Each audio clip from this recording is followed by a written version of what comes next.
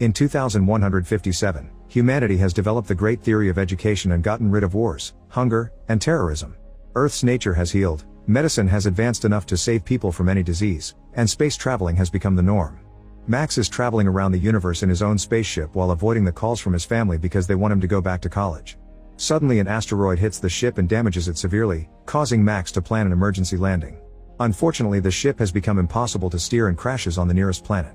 Max manages to get out right before it explodes, meaning he's now stuck on this strange land. He starts exploring the area and discovers signs of a bonfire, then notices a creature hiding nearby. Max tries to communicate with it, but the creature runs away when suddenly a soldier named Zeph finds them and points his gun at Max, saying something he can't understand. Max grabs from his belt a little translation device that he puts into his ear, causing the soldier to shoot at the belt to make Max lose it before arresting him and taking him to the nearest town. Max watches in shock how the town looks like a grim version of Earth, similar to what he's seen in history books. He's sent to a lab where some scientists put a helmet on his head to look into his thoughts as they interrogate him. However, they still don't believe he's an alien, and it's decided he'll be transferred to a mental hospital in the capital with Soldier Guy as his escort. At that moment, every person in the area starts enthusiastically chanting the country's anthem, promising loyalty to the government. However, Zeph collapses as he has a seizure and is taken away by the authorities. On the way to the city, Max notices the awful state of the town and some huge towers every couple of miles. Guy explains that they are protection against enemies.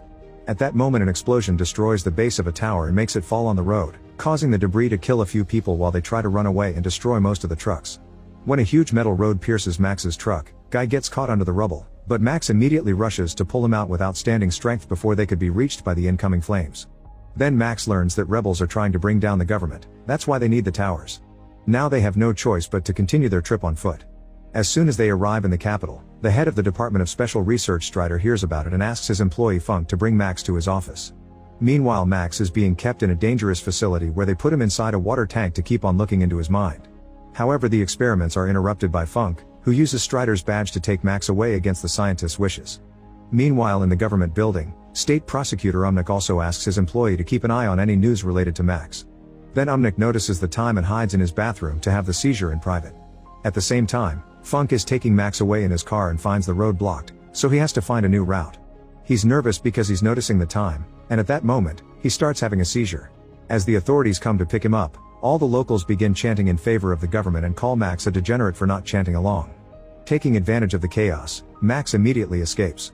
In the government building, it's revealed that the country is ruled by a dictatorship under the power of the Unknown Fathers, who include Strike and Umnik. When one father makes a mistake, he's immediately killed by the others, showing they're ruthless even with each other. After wandering around the city for a while, Max ends up in a bar and meets the waitress Rada, quickly developing a crush on her. He also sees another customer get too handsy with her, so Max immediately calls him out for it.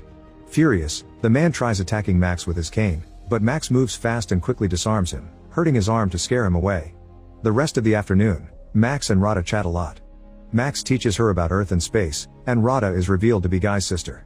She also invites Max to stay in her home. On their way out, the customer from before blocks their way, eager for revenge. He's even brought backup, but Max is still faster and immediately dodges their sword attacks. Then the men fight him hand to hand, however their punches barely tickle Max and he beats them up in seconds.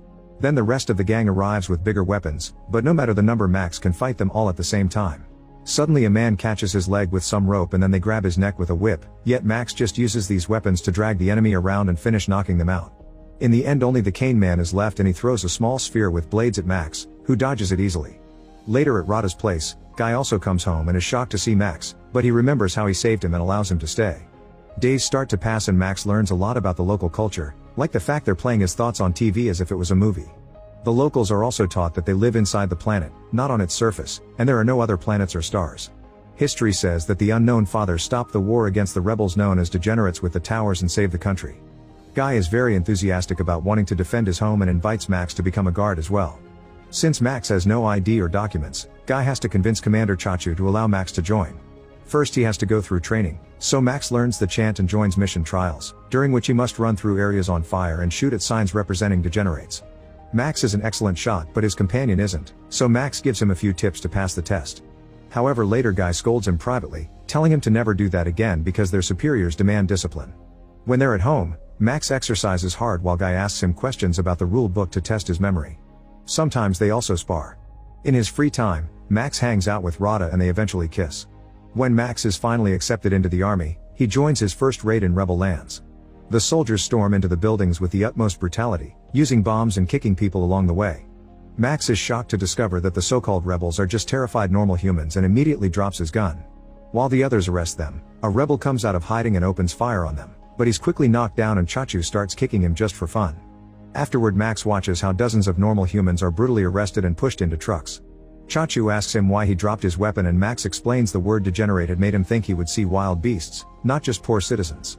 Chachu begins insulting the rebels and calls them trash but does admit they feel pain like everyone. However, Max explains he doesn't feel pain at all. Later, the fathers judge the rebels while flashing very hot and bright lights at them. Some prisoners deny any rebel activity, while others insult the fathers as they point out all the people they've killed. Depending on their attitude, some prisoners are sent to do daily work and others are executed. A rebel shows them the mechanical arm he had to get after the guards cut his, and the fathers punish him by putting him inside a suit filled with a gas that burns his skin. Max has to watch it all while hiding his disgust. Later, he tries to tell Guy how wrong all this is, but Guy argues back and defends his government's ways.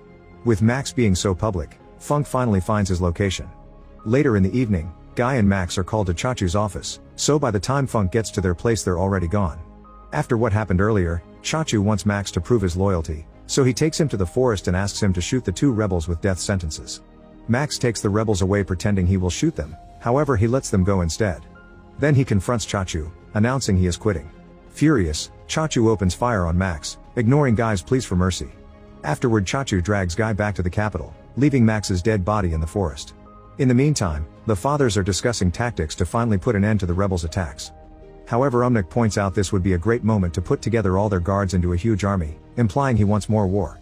The others like the idea of a full invasion, but they'll have to find a way to make the public accept the idea of war starting again, perhaps by planning a fake assassination attempt. In the evening, the rebels in the forest find Max and are shocked to see he's still alive because his body recovers very fast. Max explains Earth's health technology and points out his people don't know the meaning of fatal wound. He can only be stopped by a shot directly to the head. In return, the rebels explain that the fathers are dictators who took power by force and the towers aren't for defense, they actually send out waves to brainwash people. That's why they always go through a patriotic frenzy at the same time twice a day. Some people are immune to these waves and have seizures instead, but the government's propaganda has marked them as degenerates so they can hunt them down. At that moment the towers send their waves, so the rebels put a stick in their mouths to avoid choking while they have a seizure. In the city, Umnik does the same thing in private. Thanks to his earthling body, Max doesn't suffer pain at all, so he helps the rebels go through it. Afterward, Max and the rebels cut down a fence to cross into tower territory. As the rebels open fire on the soldiers and the alarm is raised, Max runs through the facility without fearing incoming bullets and knocks down any soldier who dares to get in his way with his bare hands. A few rebels are killed and others try to hide behind walls to continue to shoot the enemy to the very end. Max manages to get under the tower and installs a bunch of bombs before running out, tossing a rope through the hooks on each rebel's clothes to drag them out with him regardless if they're alive or not. Thanks to Max's strength, the group manages to escape to the forest right before the tower is brought down by the explosion. Unfortunately, another rebel dies from his injuries, leaving Max and one man as the only survivors. Sometime later, Max sneaks back into the city and reunites with Rada, unaware that a neighbor sees him and calls the authorities. When Guy comes home, an argument ensues, and Guy tries to kick Max out. At that moment the authorities arrive, so Max immediately runs out to keep the siblings out of danger and starts beating up the soldiers waiting outside. He's quick and efficient, but unfortunately Chachu takes Rada hostage and Max has no choice but to surrender. Afterward, Max is thrown in jail with a bunch of prisoners, including Zeph and the guy with the metal arm. Meanwhile, Strike visits Umnik, who makes him sit on a chair so narrow that makes guests uncomfortable on purpose as subtle torture.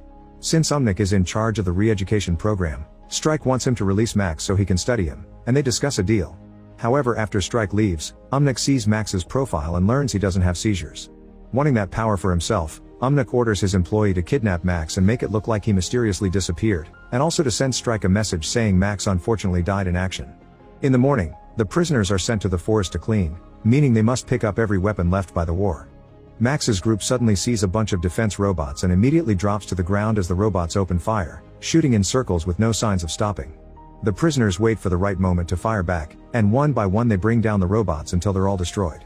Then the group continues to search the area, and Zeph teaches Max about the creature he saw when he arrived. He says they're dangerous mutated humans and should be killed on sight or they'll be killed first. After wandering for a while, Zeph suddenly falls into a hidden hole, so Max jumps in to help him. They discover a series of underground tunnels and start walking through them until they find an old abandoned facility. After noticing a beast sneaking around in the shadows, they turn on the power and find some old equipment. While they get distracted looking into some lenses that show them the desert, the beast uses the chance to run out, and Max tells Zeph not to shoot it. As the duo is horrified to notice human bones on the ground, the beast damages the equipment to cut the power before attacking. The beast manages to get Zeph in a very strong hold, ready to bite him off, however Max is strong enough to fight it with his bare hands. After lots of struggle, he knocks the beast down, saving Zeph just in time. Later while Zeph is sleeping, Max takes off the ropes and lets the beast run away. Zeph scolds him for it, but Max explains these beings aren't animals. The next morning, Max and Zeph reunite with Metal Arm Guy and continue to search the area.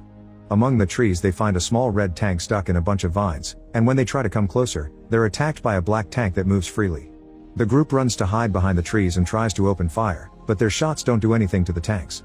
Thankfully Max gets an idea. He shoots at the red tank to make it react, and when it tries to shoot back, it ends up bringing down the black tank instead. Then Max sneaks under it and appears behind to climb inside, cutting the wires to make it stop. After sharing a meal with the others, Max announces he's escaping. There are security measures at the borders to stop the prisoners from running away, but Max gets inside the tank and drives it to the south as hidden mines explode around him without causing any damage.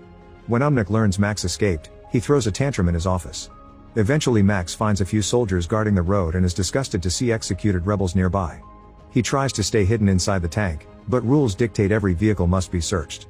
Max smiles when he sees the soldier jumping on the tank as Guy and immediately drags him inside before pressing forward, destroying the gate and ignoring the other soldiers opening fire because they can't damage the tank.